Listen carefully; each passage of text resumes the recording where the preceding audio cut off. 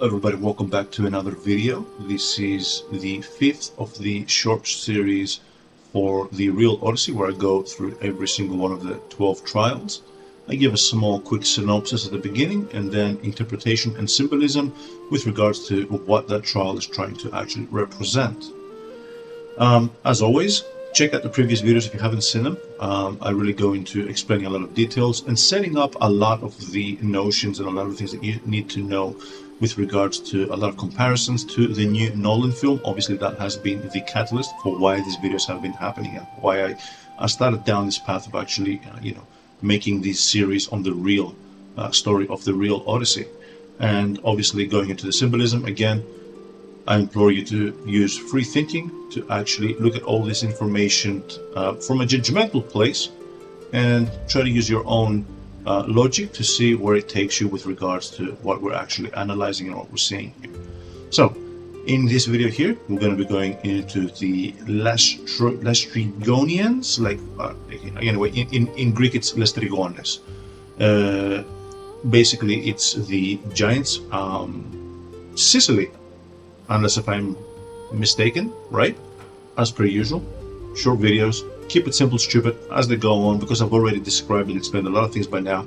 I think I can just go straight away into, I think I've pretty much explained most of the extra nuance to all of this and how I want you to perceive and understand some of the symbolisms, how I want to go about describing them. I think I just jump into right away, explaining the stories, their symbolisms, and giving you some interpretations here so you can connect the dots yourself. So, in this quest/trial, I should say, Odysseus and his fleet reach a seemingly peaceful harbor belonging to the Lastrygonians. Lastrygonians. The translation's a bit, Lastrygonians, I guess. A race of massive cannibalistic giants. Most of the ships sail deep into the narrow harbor for safety. The giants suddenly appear on the cliffs above and begin hurling enormous boulders. Smashing the ships to pieces, they then descend and spear the surviving men like fish, carrying them off to eat. Only Odysseus' ship, which had stayed outside the harbor entrance, managed to escape the slaughter. Again, the synopsis that I'm doing in all these videos of the story are general outline. These are pretty simple trials. Okay, that's why it wasn't that hard to pass this down as poems. Okay, now each bard obviously would learn the entire recitement and all the different verses and phrases and how they would explain every single scene and whatnot. But it's keeping true to the same cohesive, narration until it was slowly formed, as I explained in my last videos, pretty much into the finalized written form in more classical Greece. That's pretty much the whole sense of how these were passed down. Like, the story was pretty coherent. And also, I would argue by this point, if you've seen the previous videos, I said this again, it's not rocket science, it's not something hard to decipher. The stories are pretty straightforward. Some trials in some mythological pieces are harder to figure out. Some of them are much more straightforward. I would argue the Odyssey is one of the easier and more straightforward kind of like stories. And I would argue that's probably one of the stories that they want to defile the most, because it is the most obvious with regards to its symbolism, with regards to, ascension, transcendence, going back to the light, returning home. And they don't, Hollywood, they're evil, they're dark, they're that of the, they are that of the dark evil forces, so they want to corrupt whatever is of light and whatever can be used to remind people of their journey back home to transcendence and enlightenment. I think that it is overall a pretty simple story in the end to actually decide. It's not rocket science. It's pretty straightforward. I think that the most difficult deciphering parts are the trial of the axis and the overall kind of symbolism of the whole story of who Penelope is and the suitors and all the symbolism of the old man coming back and the youth and all that stuff and the axis. That's where like most of the heavier symbolism is actually kind of like residing. These are much more straightforward. So that's the synopsis. And what's it really kind of like teaching us there at this point is the trial of false security. Another way you could say it is the trial of safe harbor. I would say that it is a second trial of comfort. I mean, we started with the trial of comfort. Now we're going to the second trial of comfort. It represents how deceptive a place of apparent safety can be. The calm, protected harbor looks like a perfect place to rest and recover, yet it becomes a deadly trap. Those who sail too deep into the illusion of safety are destroyed. Only the ones who remain vigilant and stay at the edge survive. It is a powerful warning. Sometimes the most dangerous moments come when we think we have finally found shelter. Let's extrapolate that. Some of the most dangerous moments come when we think we have found safety and shelter. This coincides also with ego, with arrogance. Some of the biggest wrongdoings that we do is when we are so sure of ourselves that we're doing everything right and everything is correct and all stuff. We can do no wrong. And in those moments is when we have the really dangerous, kind of destructive moments where our hubris and our arrogance takes us down the path of doing certain things that ultimately, well, they defile what we are actually trying to represent. It's losing yourself in a way that you don't even realize that you're losing yourself because you're too far deep into your sureness and your security. And I would also argue that by extension, this harbor of safety and security is also, again, a temptation of dark forces within ourselves to make us feel as if, you know what, all the dangers are done by now. And it's a very good, tempting way for evil to kind of slowly start growing and residing in us again. When we're sure of it, that it's not there, that's when it usually resides the most. And that's when it starts to use us as well, and starts to actually come out of our actions, and we make the biggest mistakes, I would argue, in some of the situations. And to a certain degree, I would argue that our hubris in those moments is even larger, because we have already been through certain trials in our life. And then when you make certain mistakes at that point, it's like, why did I fall? Why did I fall to this? Again, all these things can be translated to certain things that can happen in our own life.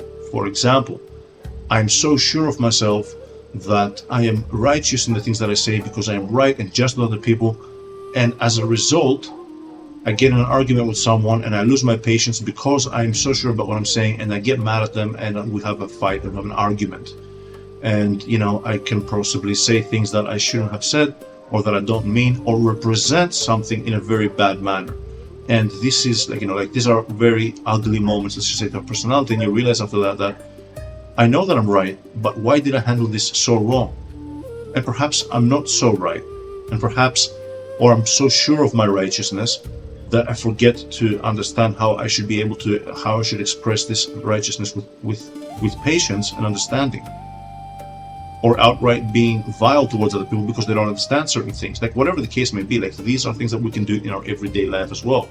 Because we're so sure of ourselves that, hey, I know what I'm talking about, screw you, I'm just going to go straight away, into attack mode so I can actually get you to understand what I'm talking about here.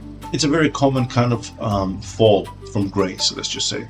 And it's very easy for most of us to go down that path where we're so sure of ourselves that we end up treating certain situations and certain encounters in our lives in ways that, you look back to them, you reflect back to them, and you're like, I'm better than this. Why did I fall so low?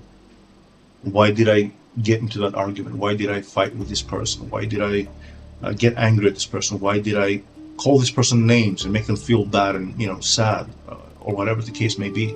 Or why am I so annoyed by some person because they seemingly don't understand what I'm saying, and they just don't understand, instead of just treating them as someone that, this is something that you're not understanding, and it's not because you're vile or you're evil or something like that. I treat them instead of with patience or understanding back towards them, I get angry. A lot of these things are things that we can actually fall into, traps that we can fall into.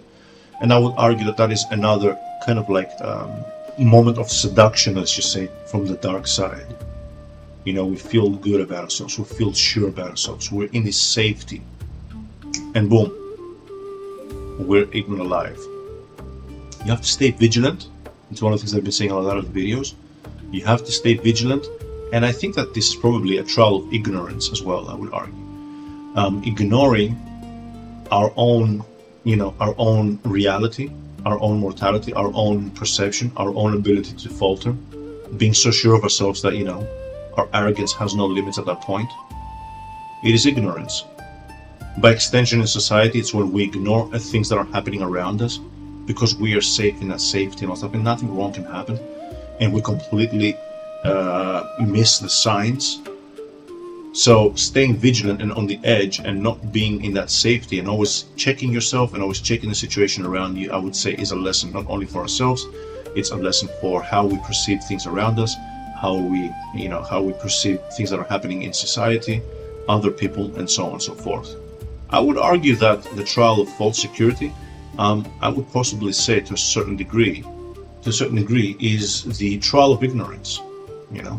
The trial of ignorance. We are ignoring the signs. We're ignoring the temptations. We are ignoring our ability to fall again. We are, again, it's also by extension, most of these are lessons of ego, ultimately, like discipline, lacking discipline, wanting to see, wanting to have questions, queries, not trusting and all stuff. That's, again, your ego talking to a certain degree.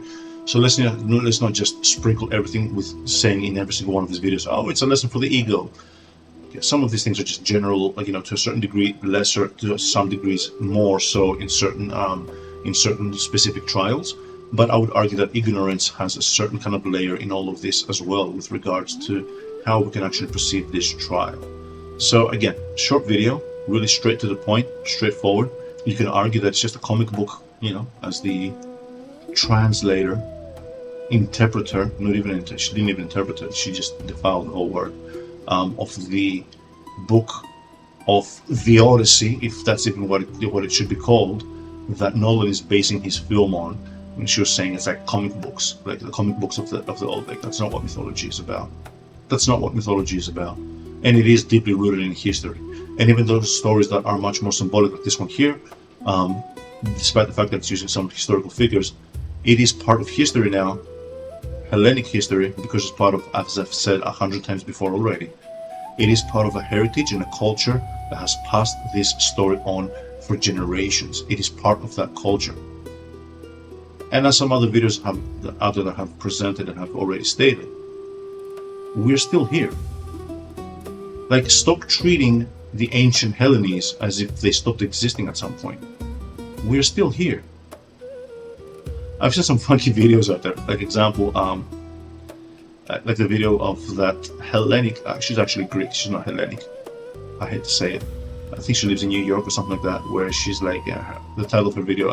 And Metatron has a great video on that, where she's like, "I'm Greek. I know what I'm talking about. You all have it wrong." And she says in her video, "I speak for all Greeks." You guys don't want to see, like, if you haven't seen it, you don't want to see the amount of backlash she has in her comments from Greeks.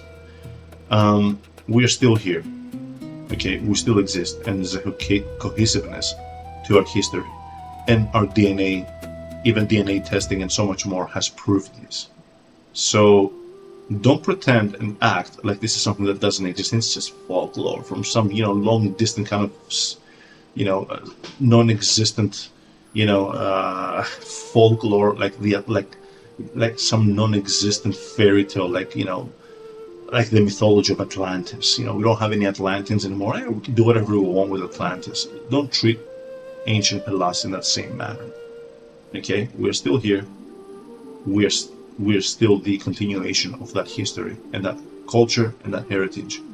Like, you couldn't be more off the mark with all these comments that you guys are making. Honestly, it is kind of sad to a certain degree. I mean, okay, yeah, sure.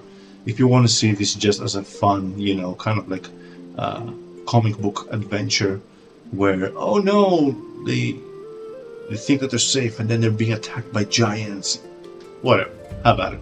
It's one of the lesser kind of like, it's not a lesser trial. All these trials are pretty simple and pretty straightforward, and they just teach you a very general outline of a certain lesson for you to actually keep in mind. Never, always be vigilant. I would say that that's probably the best, the trial of ignorance or the trial of vigilance. I might call the video one of those two. I guess by the time you see this video uploaded, I would have already decided what it would be called, but maybe the trial of vigilance. Sounds good. That's pretty much it. I hope you guys enjoyed this video. I'll see you all in the next one, and until then, peace be with you.